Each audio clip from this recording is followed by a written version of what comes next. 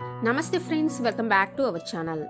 Friends, గోమాత సమస్త స్త్రీలకు ఏ విధమైన శాపం ఇచ్చిందో మీకు తెలుసా? ఎందుకంటే ఆ శాపం కారణంగానే నేటికి కూడా సమస్త నారీ జాతి ఆ శాపానికి సంబంధించిన కష్టాలను అనుభవించాల్సి వస్తుంది. ఎప్పటికీ కూడా స్త్రీలు తప్పించుకోలేని గోమాత శాపం అది. మరి ఆ శాపం ఏమిటి? ఆ శాపానికి సంబంధించిన అసలు కారణాన్ని మనం ఈ రోజు ఈ వీడియోలో ఒక కథ ద్వారా తెలుసుకోబోతున్నాం. ఎందుకంటే ఇది ప్రతి ఒక్కరూ కూడా తప్పకుండా వినవలసిన, తెలుసుకోవలసిన కథ. కాబట్టి వీడియోని స్కిప్ చేయకుండా ఎండ్ వరకు చూడండి. అలాగే వీడియోని పూర్తిగా చూసిన తర్వాత ఈ వీడియోని లైక్ చేయడం మాత్రం మర్చిపోకండి. ఫ్రెండ్స్, ఈ సంఘటన అనేది పురాణ కాలానికి సంబంధించిన విషయం. ఆ సమయంలో ఆ భగవంతుడైన శ్రీకృష్ణ పరమాత్ముడు తన రాజసింహాసనం మీద విరాజిల్లుతూ ఉన్నప్పుడు ఆయన పక్కనే ఉన్న సత్యభామాదేవి ఒకసారి ఆయన దగ్గరకు వెళ్లి ఈ విధంగా చెబుతుంది. స్వామి, ఈ రోజు నా దాసి నాతో ఈ విధంగా చెప్పింది.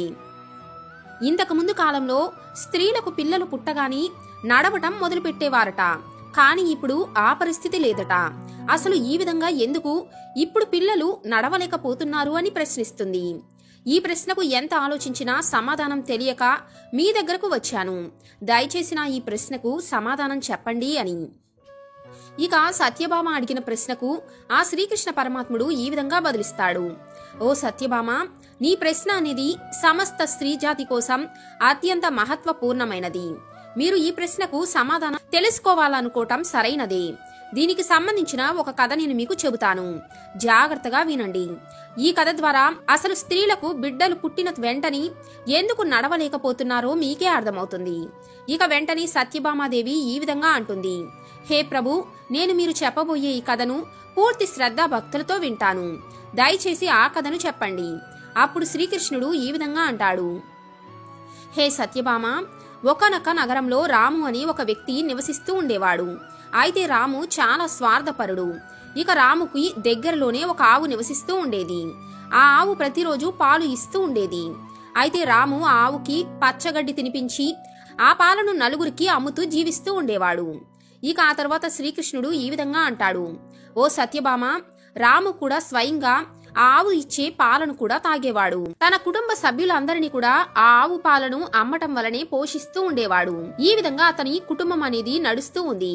అయితే కొన్ని రోజుల తర్వాత ఒకానొక సమయంలో రాముకి గోమాత పాలు ఇవ్వటం ఆపేసింది. ఇక ఎప్పుడైతే గోమాత రాముకి పాలు ఇవ్వటం మానేగాని రాము ఆ గోమాతకు గడ్డి పెట్టడం కూడా మానేశాడు. ఇక ఎటువంటి ఒక రోజు వచ్చింది అంటే ఆ రోజు రాము గోమాతను చాలా దారుణంగా కొట్టాడు. ఆ తర్వాత గోమాతను తన ఇంటి నుండి తీసుకుని అడవిలోకి తీసుకుని వెళ్లి అక్కడ వదిలేశాడు. ఇక ఇప్పుడు ఆ సమయంలో ఆ మూగజీవి గోమాత ఒంటరిగా ఆకలితో అడవిలోనే ఉండిపోయింది. ఏ దిక్కు తెలియక అడవిలో ఒంటరిగా తిరుగుతూ ఉండేది. ఇక అటువంటి సమయంలో ఒకరోజు ఆ గోమాతకు అడవిలోని ఒక దేవాలయం కనపడింది. ఇక దేవాలయానికి వెళ్లి ఆ దేవుడిని గోమాత ఈ విధంగా వేడుకుంది. ఓ పరమాత్ముడా, నేను నా శిరస్సు వంచి నీకు ప్రణామం చేస్తున్నాను. నేను ఒక ఆవు యోనిలో జన్మించాను. నిజంగా నేను చేసిన తప్పేమిటి అని ఆ దేవుణ్ణి ప్రశ్నిస్తుంది. ఇక ఆ తర్వాత శ్రీకృష్ణుడు సత్యభామతో ఈ విధంగా చెబుతాడు. ఆ తర్వాత ఆ గోమాత ఆ భగవంతుడితో ఏమని అడుగుతుంది అంటే, ఓ భగవంతుడా, నీ యొక్క చరాచర లక్షల యోనిలలో అత్యుత్తమమైన యోని మానవ యోని అని చెబుతూ ఉంటారు కదా. కాని ఆ మానవ యోని ఎంత పాపమో, ఎంత దుష్కర్మ చేస్తుందో నువ్వు కళ్ళారా చూస్తున్నావా? ఆ తర్వాత ఆ గోమాత ఇంకా ఏమని చెబుతుంది అంటే, నేను ఆ మానవుడికి పాలు ఇచ్చేంత వరకు ఆ వ్యక్తి నన్ను తన ఇంట్లో ఉంచుకున్నాడు. కాని ఎప్పుడైతే నేను అతనికి పాలు ఇవ్వటం ఆపివేశాను, ఆ తర్వాత అతను నాకు గడ్డి కూడా ఇవ్వలేదు. అంతేకాదు, అతను నన్ను తన ఇంటి నుండి బయటకు గెంటేశాడు. నిర్దాక్షిణంగా నా వయసు గురించి కూడా చూడకుండా నన్ను అడవిలో ఒంటరిగా వదిలేశాడు. ఇప్పుడు నేను ఏ దిక్కు తెలియకుండా అడవిలో తిరుగుతున్నాను. కాని భగవంతుడా, నువ్వు సృష్టించిన సర్వశ్రేష్ఠి యోని అయిన ఈ మానవుడి దేహం ఎంత స్వార్థపూరితమైన వాడో, ఎంత దయలేనివాడో నీకు అర్థమైంది కదా అని ఈ విధంగా గోమాత భగవంతుడితో చెబుతుంది. ఈ విధంగా కాలం గడిచిపోతూ ఉంది. కాని పాపం ఆ మూగజీవి అయిన ఆవు మాత్రం అడవిలో ఎక్కడెక్కడో తిరుగుతూ ఉండేది. కొన్నిసార్లు అడవి నుండి బయటకు వచ్చి ఆ ఆవు రాము గుమ్మం దగ్గరికి పొరపాటున వెళ్లినప్పుడల్లా కూడా రాము ఒక పెద్ద కర్ర పట్టుకుని ఆ ఆవును అడవి వైపు, పొలాల వైపు పరిగెత్తేలాగా తరిమేవాడు.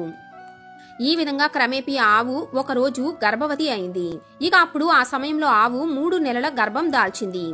అయితే అదే అడవి గుండా వెళుతున్న ఒక స్త్రీ ఆ గోమాతను చూడగానే ఆ గోమాత గర్భవతి అని తనలో తాను ఆలోచించుకోవటం మొదలుపెట్టింది. ఇక వెంటనే ఆ స్త్రీ ఏమని ఆలోచిస్తుంది అంటే, ఈ గోమాతను నేనే పెంచుకొని నా ఇంటికి తీసుకుని వెళ్ళాలి. ఇక ఆ తరువాత ఈ గోమాతకు పిల్ల పుట్టగాని ఆ గోమాత మళ్ళీ నాకు పాలు ఇవ్వటం మొదలు పెడుతుంది. ఇక ఆ పాలను నేను తాగటం మాత్రమే కాకుండా పాలను అమ్ముకొని నేను బాగా డబ్బు కూడా సంపాదించవచ్చు. ఇక వెంటనే ఆ స్త్రీ గోమాతను పట్టుకోవటానికి తన భర్తను పిలవటానికి వెళుతుంది. అయితే ఆమె భర్త అక్కడికి వచ్చేటప్పటికి గోమాత అక్కడి నుండి వెళ్లిపోతుంది. ఇక ఆ విధంగా సమయం అనేది గడిచిపోతూ ఉంది. అయితే ఆ గోమాత ప్రసవ సమయం సమీపించినప్పుడు ఒంటరిగా ఉన్న ఆ గోమాత అడవిలో ఒక సురక్షిత స్థలంలో చేరి అక్కడే ఒక దూడకు జన్మనిస్తుంది. ఆ విధంగా గోమాతకు ప్రసవమైన కొంత సమయానికే అదే స్త్రీ అడవిలో గడ్డి కోయటానికి తన పొలాల వద్దకు వెళుతుంది. ఇక ఆమె దూరం నుంచి చూసినప్పుడు గోమాత ఒక పిల్లను ప్రసవించటం గమనించిన వెంటనే గోమాత వద్దకు వెళుతుంది. ఇక ఆమె ఆ గోమాతను శ్రద్ధగా పరీక్షించి చూసి గోమాతతో ఈ విధంగా అంటుంది, ఈ ఆవు నేను ఒకప్పుడు చూసిన ఆవే కదా, అప్పుడు కడుపుతో ఉన్న ఆవు ఇప్పుడు బిడ్డకు జన్మనిచ్చిందన్నమాట. అయితే ఆ సమయంలో ఆ స్త్రీని గోమాత ఆపి ఈ విధంగా చెబుతుంది, ఓ సోదరి, దయచేసి నువ్వు నా మీద కాస్త కనికరం చూపించు. నాకు ఈ ఒక్క ఉపకారం చెయ్యి. నా బిడ్డ బురద ప్రదేశంలో జన్మించింది, కనీసం కదలలేని పరిస్థితిలో ఉంది. దయచేసి కాస్త నా బిడ్డని ఎత్తుకొని ఆ బురదలో నుండి నా పక్కన పడుకోపెడతావా అని అడుగుతుంది. ఇక అప్పుడు శ్రీకృష్ణుడు సత్యభామతో ఏమని చెబుతాడు అంటే, పురాతన కాలంలో గోమాత తన బిడ్డకు జన్మనిచ్చిన వెంటనే తన బిడ్డ నడిచే పరిస్థితిలో ఉండేది కావు. గతంలో గోవు పిల్ల 8 నెలల తర్వాతే తన పెయ్యి కాళ్ల మీద నడవగలిగేది.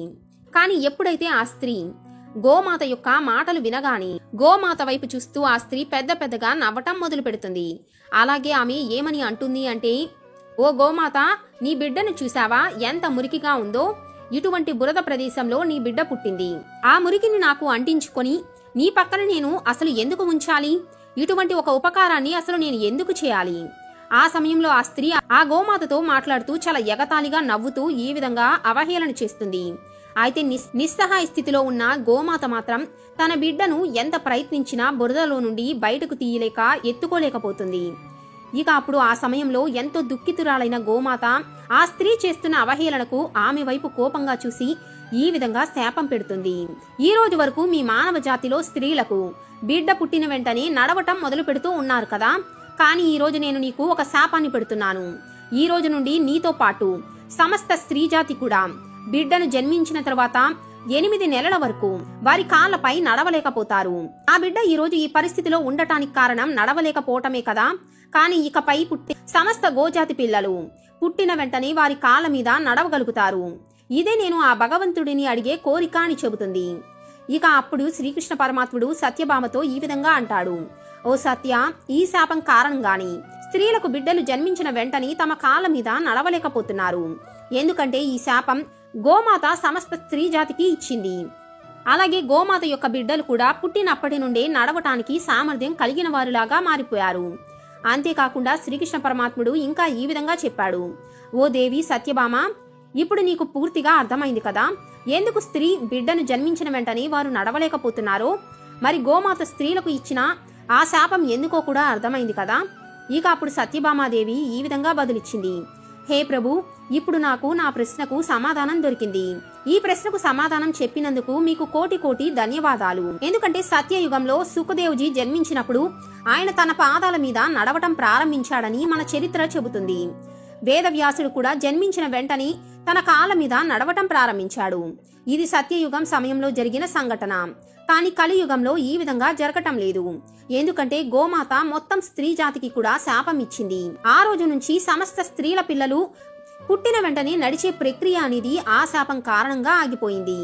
గోమాత శాపం కారణంగానే స్త్రీ యొక్క బిడ్డ అనేది 8 నెలల తర్వాతే నడవగలిగే, అంటే పాకుతూ నిలబడగలిగే పరిస్థితికి వస్తుంది. కానీ ఆ రోజు నుంచి గోమాత బిడ్డ మాత్రం పుట్టిన వెంటనే నడవగలుగుతుంది. దీన్ని బట్టి ఏమర్థమవుతుంది? ఏ మూగజీవికి కానీ ఏ నిస్సహాయ స్థితిలో ఉన్న ప్రాణికి కూడా హాని అనేది తలపెట్టకూడదు. ఇదే సనాతన మతంలో ఉన్న అతిపెద్ద ధర్మం. తులసీదాసు కూడా ఈ విధంగా చెప్పారు, మూగజీవికి సహాయం చేయటం కంటే స్వచ్ఛమైన మతం అంటూ ఏమీ లేదు. ఇతరుల దుఃఖాన్ని పంచుకునేవాడి కంటే అత్యంత సోదరుడు కూడా ఎవరూ లేరు. ఇతరులకు సహాయపడటం అతిపెద్ద ధర్మంగా భావించాలి.